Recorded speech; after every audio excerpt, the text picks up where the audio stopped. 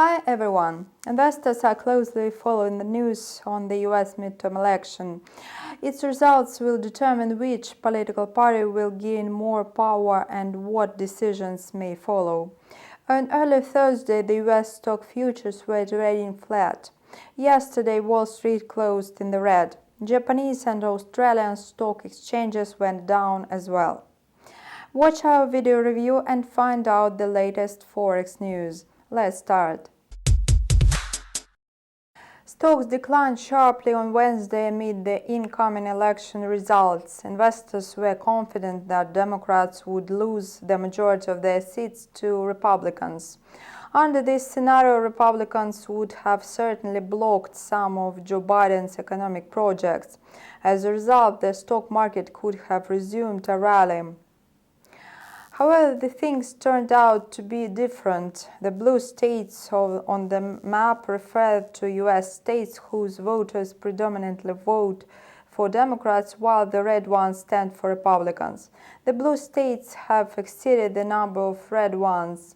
Although the Republicans still have a majority of seats in the House of Representatives, their potential influence in Congress looks more moderate than anticipated.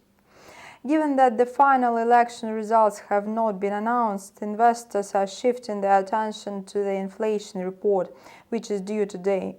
The Fed pays great attention to the CPI when making monetary policy decisions.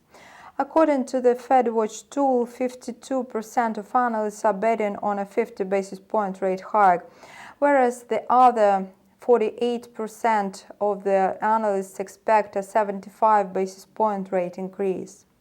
It will be interesting to compare these figures after the release of inflation data. Meanwhile, Fed policymakers have made fresh statements. President of the Minneapolis Fed Neel Kashkari stated today that it's entirely premature to discuss any pivot away from the Fed's current policy.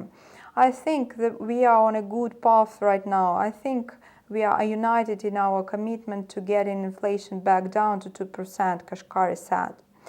President of the Chicago Fed, Charles Evans, made more moderate comments, expressing hopes for a slowdown in inflation in the near future. The Fed can't let inflation faster and expectations rise.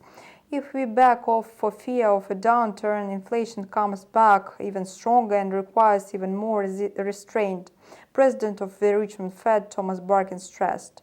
The Fed is not waiting around for things to settle on their own, so the regulator is doing what it takes to get inflation back to the 2% target. For the US dollar, such hawkish comments have always been a driving force. However, today the US currency is stuck in the narrow range amid the expectations of the election results and CPI data for October. In September, inflation reached 8.2%, notching the lowest level in 7 months. Speculators are betting on a slowdown in inflation figures. For this reason, the US dollar index was moving gradually in a very narrow range of 110.1 and 110.4. After rising by almost 1% yesterday, it managed to settle at 110.5. The Bank of Japan governor also spoke about the 2% target today. However, the Bank of Japan sticks to monetary loosening. Haruhiko Kuroda said that it would be appropriate to discuss a change in monetary policy only when inflation touches the 2% target.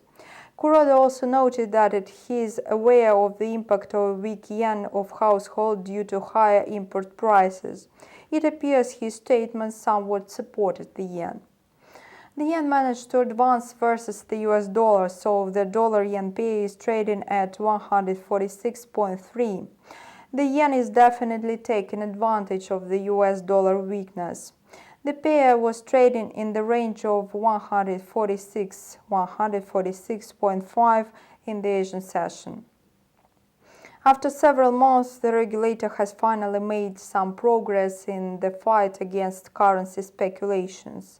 In the recent weeks, the pair has been trading quite far from the 150 level. However, a weak US dollar also helped improve the situation. Japan's authorities aren't likely to let their guard down, but it's looking increasingly likely that they have perceived and pulled themselves out of the woods, John Carter, the market analyst from Tokyo, said. However, let's not forget that everything may change rather quickly after the release of US inflation data. If the reading rises, the yen will move down again.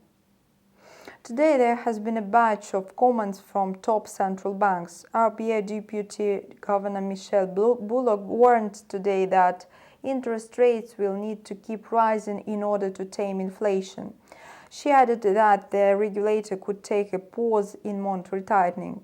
However, the RBA needs to be patient when dealing with inflation. It will help the regulator avoid serious damage to the economy. The Aussie slumped to 0.6419 amid these extremely dovish comments. It keeps dropping now. Oil prices have already decreased by more than 7% over the past 3 sessions. China's economy is losing momentum amid new lockdowns. The American-Australian dollar pair is moving in the price corridor of 0.6392 to 0.6443. However, the pair may drop lower. That's all for now. Hit the subscribe button and keep close tabs on the latest market developments. See you!